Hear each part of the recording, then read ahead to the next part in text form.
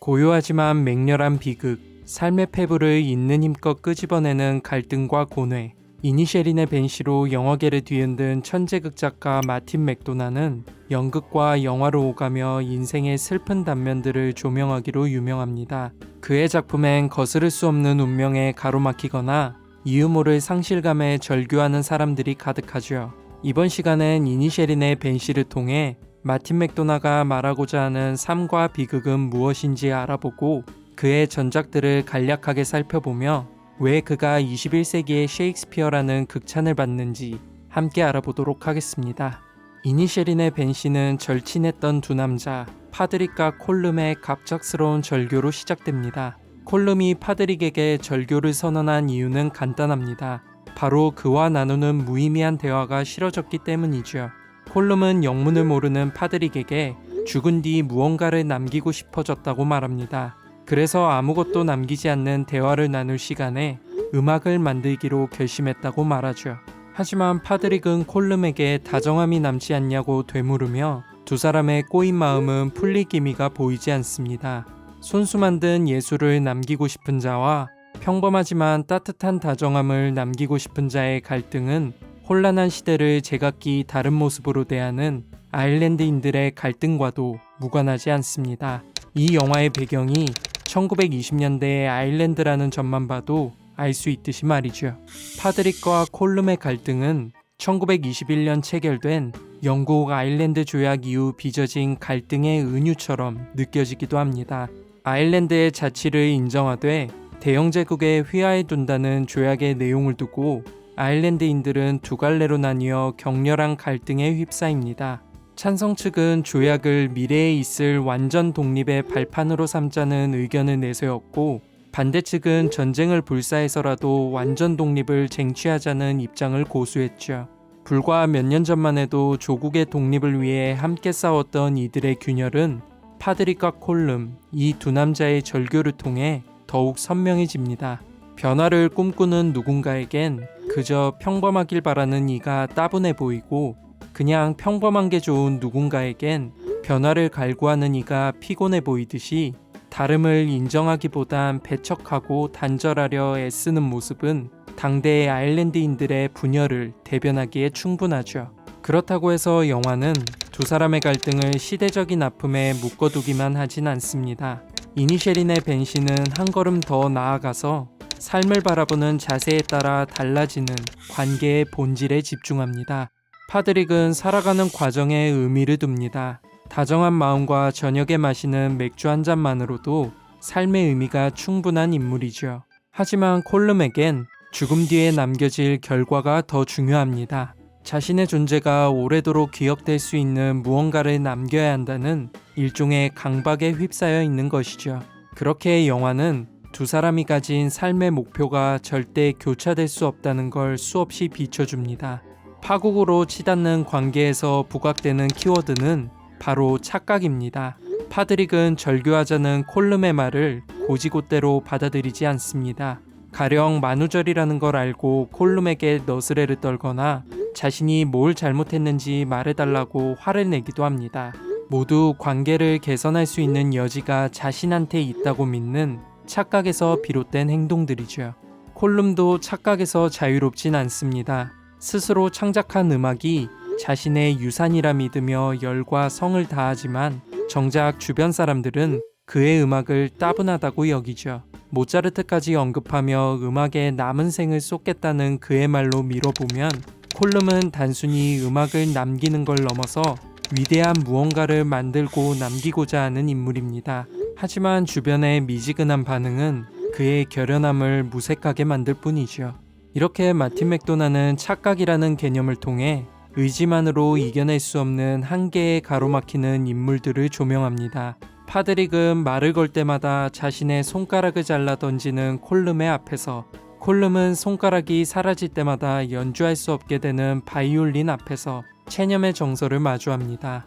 이토록 자기 파괴적인 결과까지 불러오는 두 사람은 후반부로 치닫을수록 과연 가치 있는 삶이란 무엇인지에 대한 의문에 봉착합니다. 영화 후반부터 마틴 맥도나는 21세기의 셰익스피어라는 별명에 걸맞게 불행한 운명에 직면한 인물들의 선택을 그려냅니다. 파드릭이 애지중지하는 당나귀 제니가 콜름의 손가락을 삼키다 죽게 되자 그는 콜름에 대한 복수를 결심하게 됩니다. 여기서부터 영화는 셰익스피어식 복수의 근간이 되는 개인 내부에서 진행되는 도덕적 갈등을 조명합니다. 마치 햄릿이 복수를 위해 선택하는 살인엔 도덕성이 훼손되는 결과가 따를 수밖에 없다는 걸 알고 끊임없이 고뇌하는 것처럼 말이죠. 햄릿의 복수는 결국 살인을 동반하지만 파드릭의 복수는 그렇지 않습니다. 자신이 아끼는 당나귀가 죽었으니 콜름이 아끼는 강아지를 똑같이 죽이겠다는 등가교환식 복수도 택하지 않습니다. 오히려 콜름을 찾아가 친절하게 복수를 언제 어떤 식으로 단행할 것인지 예고하죠.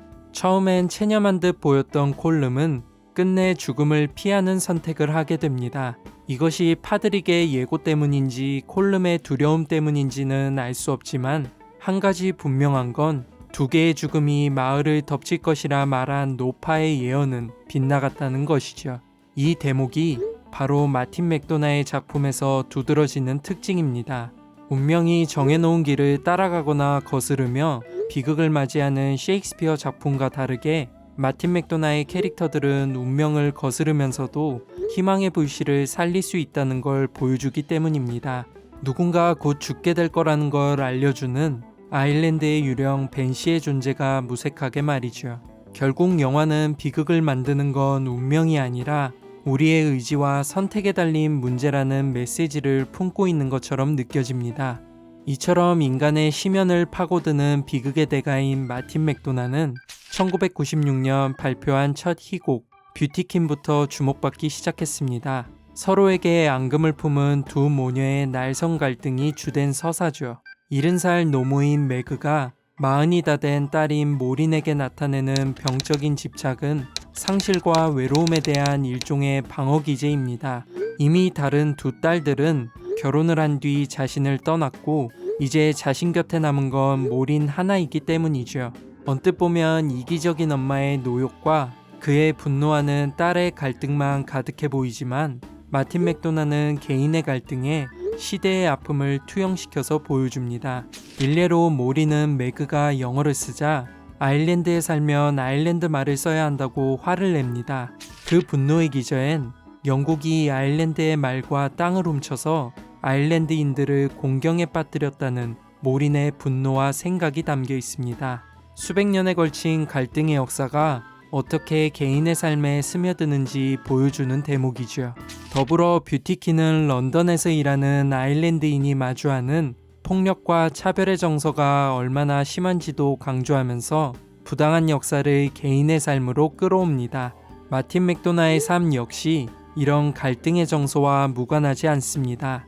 비록 런던에서 태어났지만 아일랜드 출신의 이민 노동자인 부모님으로부터 아일랜드인의 정서를 체화할 수 있었기 때문이죠.